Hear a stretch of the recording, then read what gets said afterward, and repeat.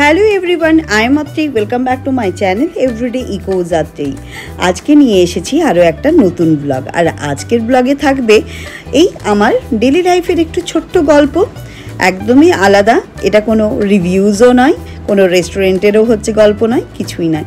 আজকে ব্যাঙ্গালোরের ভারী মুখ ভার, চারিদিকে মেঘটা কালো হয়ে আছে আর ঝমঝমিয়ে হচ্ছে বৃষ্টি।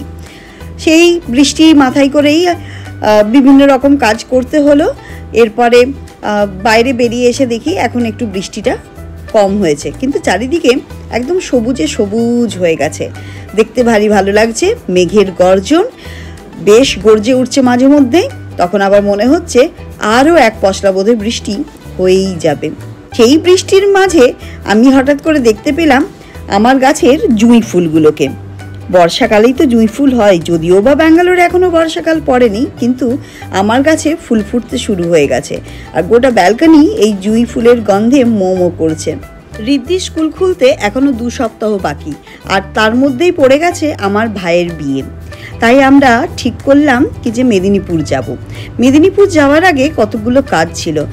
প্রতিদিন যে দুধ খাওয়া হয়, দুধ আনা হয়, সেই দুধের থেকে সর জমিয়ে জমিয়ে একটা বাটিতে রেখেছিলাম। আজকে সেটা ঘিটা না বানিয়ে গেলে এরপরে থাকবো না বেশ কিছুদিন, তখন আবার নষ্ট না হয়ে যায়।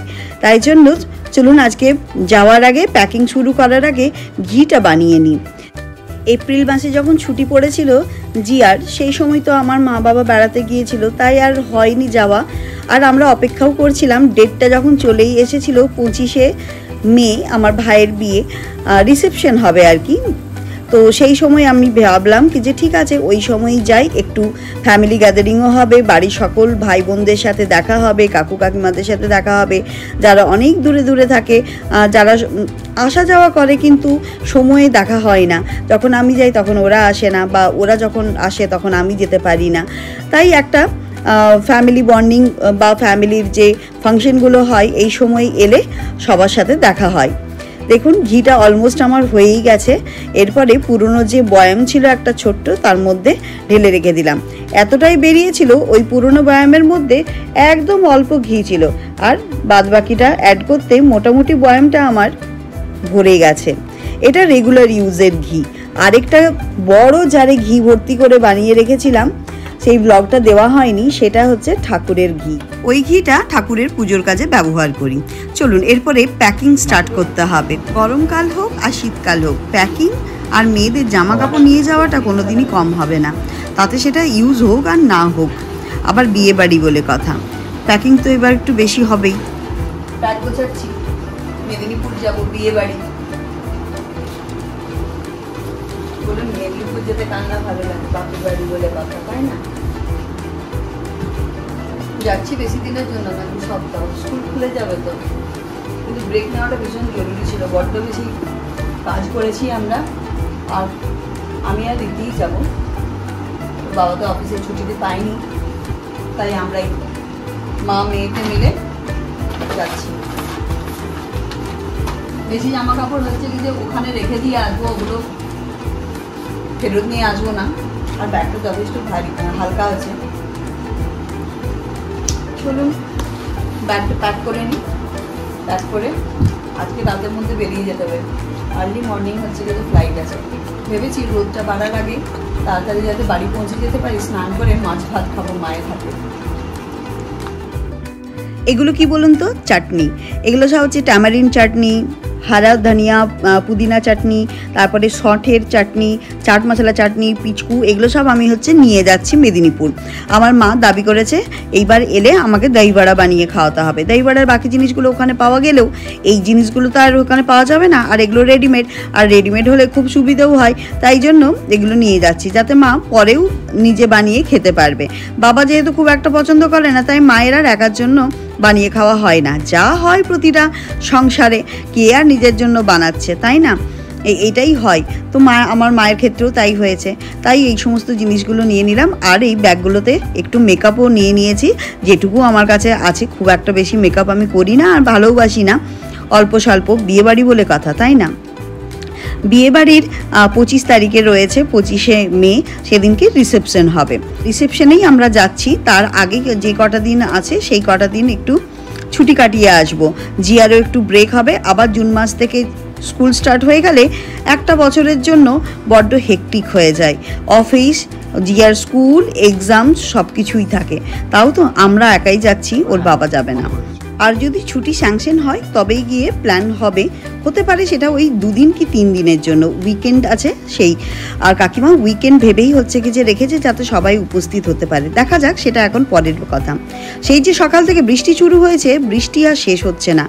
আর রাত্রেবেলায় আমাদেরকে বেরোতে হবে, প্রায় ভোর 3টেই বেরোতে হবে জানেন। সমস্ত কিছু গুছিয়ে নিয়েছি, চারিদিকটা একবার দেখে নিলাম। আর জিয়াও ঘুমোতে চলে গেছে, আমাদেরও আর্লি ডিনার হয়ে গেছে। এরপরে আমরাও ঘুমোতে যাব। ঘড়িতে বাজে 11:45। একটু তাড়াতাড়ি ঘুমিয়ে গেলে 4-5 ঘন্টা সলিড ঘুম হয়ে গেল, কিন্তু ভালো। চলুন এবার সকালবেলার দৃশ্যটা আপনাদেরকে দেখাই। ঘড়িতে বাজছে এখন 2:45। মোটামুটি আমরা সকলেই রেডি হয়ে গেছি। জিয়াও তার নানা নানির বাড়ি যাবে বলে একদম এক্সাইটেড। এই সমস্ত ব্যাপারে ওঠাতেও হয় না, বলতেও হয় না। এই ব্যাগে কিছু ড্রাই ফ্রুটস আর খাবার নিয়ে নিলাম জিয়ার জন্য। এরপরে আমরা বেরিয়ে পড়বো। দুগ্গা করে বেরিয়ে পড়লাম, অল সেট। ওর বাবা বলল আমি ছেড়ে দিয়ে আসবো, ক্যাব করার তোমাদের কোনোই দরকার নেই। আর তাছাড়া ক্যাবে আমাদেরকে ছাড়তো না, ও নিজেই যেত। বাড়ি থেকে বেশিক্ষণ সময় লাগবে না, এখন তো রাস্তাঘাট ফাঁকা। দেখুন 1 ঘন্টাও সময় লাগেনি, আমরা তার আগেই পৌঁছে গিয়েছিলাম। ভাবছিলাম রাত্রেবেলায় বেরোচ্ছি, রাস্তাঘাটে গাড়ি ঘোড়া থাকবে কিনা। ও বাবা, দেখি কিনা রাস্তাঘাট প্রচুর গাড়ির ভিড়। রাত্রে সারা রাত মোটামুটি বৃষ্টি হয়েছে, ভোরের দিকে কিন্তু আকাশটা একদম পরিষ্কার ছিল। চাঁদের আলো ঝলমলিয়ে পড়ছে রাস্তার উপরে, আর রাস্তায় গাড়ির সংখ্যাও ছিল প্রচুর। তাই খুব একটা অসুবিধেও হয়নি, আর ভাবতেও হয়নি। আর এই দেখতে দেখতে আমরাও বেরিয়ে পড়লাম এয়ারপোর্টের উদ্দেশ্যে। আমরা অলমোস্ট এয়ারপোর্ট পৌঁছে গেছি। টার্মিনাল 1-এই আমাদেরকে যেতে হবে। ওর পাপাও বললো কি যে 10-15 মিনিট ওখানে দাঁড়াতে দেবে, তার মধ্যে র্যাপ আপ করে নাও সমস্ত কিছু। অ্যাকচুয়ালি ভোরের ফ্লাইটটা নেওয়ার এটারই একটা কারণ ছিল, 9টা-10টার ফ্লাইটগুলো বড্ড বেশি চার্জ ছিল, প্রায় দুজনের 5,000 টাকা ডিফারেন্স হয়ে যাচ্ছিল। তাই ভাবলাম আর্লি মর্নিং যাই, আর ওপাশেও তো গরম বেশ ভালোই আছে। আর এখানে মন খারাপের পালা চলছে, পাপা কি পারি। কোনোদিন পাপাকে ছেড়ে ওইভাবে আমরা কোনোদিনই যাইনি। আসলে মন খারাপটা শুধু ওর নয়, আমারও খারাপ লাগছিল। আমরা যেখানেই যাই 3 জনে যাই, 3 জনে আসি। তাই এইবার আর কি করা যায়, দেখা যাক। ও যদি ছুটি পাই তাহলে 2 দিনের জন্য হলেও ঘুরে আসবে। আমরা মোটামুটি বোর্ডিং পাস নিয়েছি, সব কিছু র্যাপ আপ করে এরপরে সিকিউরিটি চেকিংয়ে যাচ্ছি। সিকিউরিটি চেকিং হয়ে গেছে, এরপরে আমি আর জিয়া বসে আছি এখানে, ওয়েট করছি আধা ঘন্টা। এরপরেই স্টার্ট হবে বোর্ডিং। ওই যে বললাম মন খারাপ তো একটু করছেই, কিন্তু কি আর করা যাবে। সূর্যোদয়টা ফ্লাইটে বসেই দেখে নিলাম বেঙ্গালুরুর।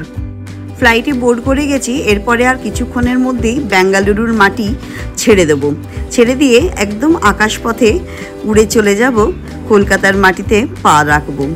খুব এক্সাইটেড তো রয়েইছে। আর দূরে দেখুন নন্দী হিলসকে দেখতে পেয়েও বেশ ভালো লাগছিল। ফ্লাইটের চাকা গড়াতে শুরু করেছে, এখানে একটু ওয়েটিং চলছিল। তারপরে এই বাস, এবার আমরা বেঙ্গালুরুর মাটি ছেড়ে ওপরে আকাশপথে রওনা দিলাম। জিয়ার যেরকম এক্সাইটমেন্ট বাড়ছিল, সেরকম ওর মন খারাপও করছিল ওর পাপার জন্য। আর ঠাকুরের কাছে বারবার প্রে করছিল পাপা যেন ছুটি পেয়ে যায় অ্যাটলিস্ট 2 ডেজের জন্য। আসলে বিয়েবাড়ির রিসেপশনটা রয়েছে 25 তারিখ, 25 মে। কাকিমা এই জন্যই সানডে রেখেছে, ছুটির দিনে রেখেছে, যাতে প্রত্যেকে আসতে পারে, অ্যাটেন্ড করতে পারে। দেখা যাক কি হয়, যেমন হবে সবটুকুই আপনাদের সাথে শেয়ার করব আমি। সেই মাঝরাতে উঠেছে, কিন্তু চোখে ঘুম নেই।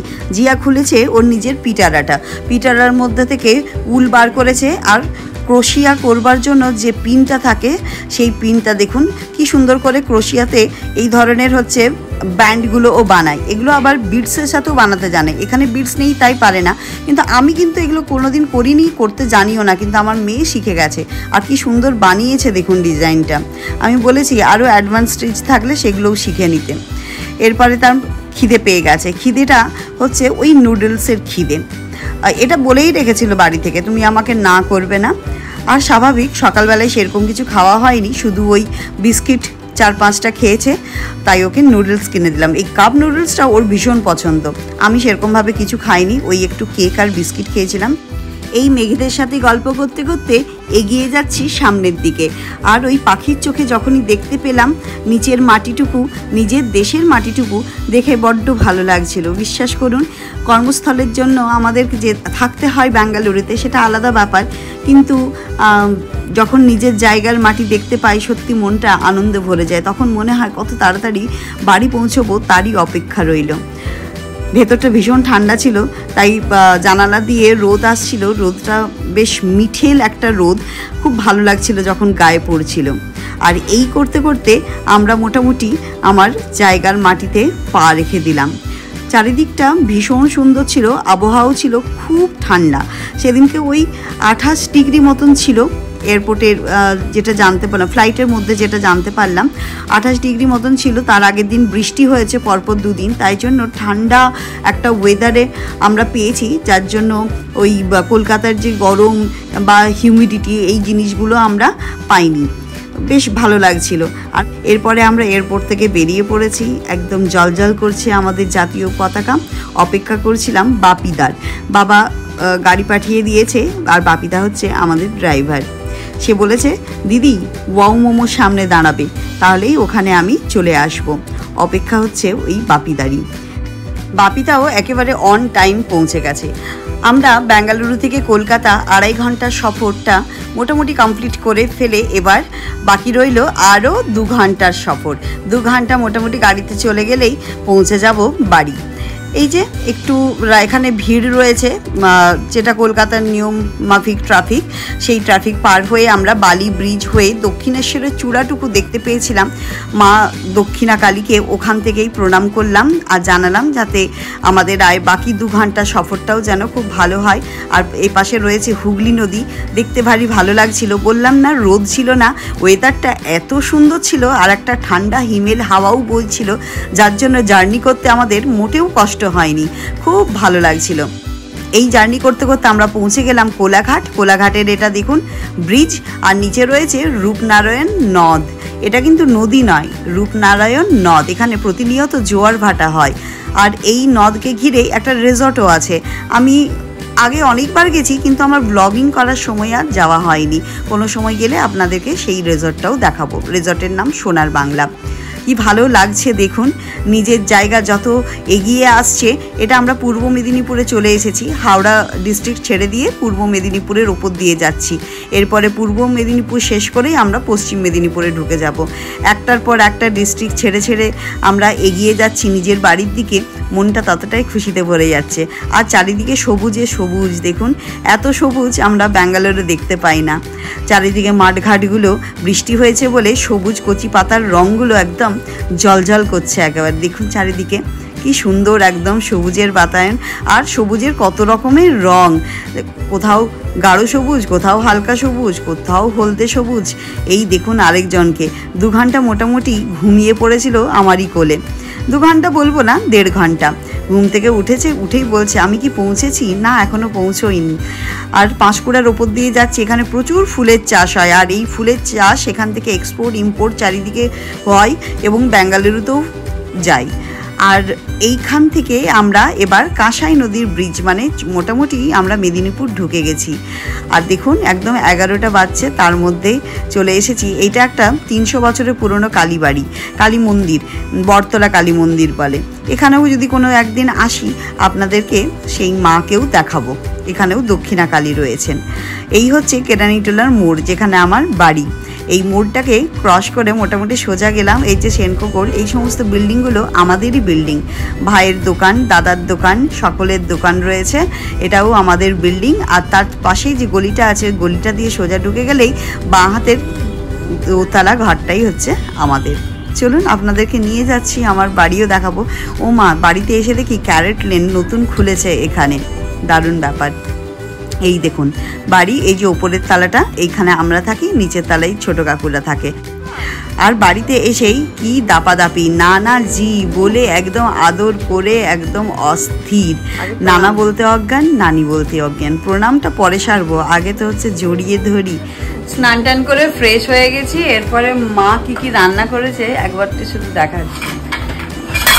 ব্যাঙ্গালোর থেকে মেদিনীপুর আসা হয় শুধু মায়ের হাতের খাবারের রান্না খাবো বলে। ওই লোভে লোভে আমরা আসি, আর সেই লোভে আর ঋদ্ধিরও লোভ কম নাই, সেও বেচারা দৌড়ে দৌড়ে আসছে। তো ওখান থেকে বলে রেখেছে যে পমফ্রেট মাছের ঝাল বানিয়ে রাখবে, আমি খাবো। জানো মনে হয় ব্যাঙ্গালোরেও খেতে পাই না, এখানে সবাই খেতে বসেছি। এই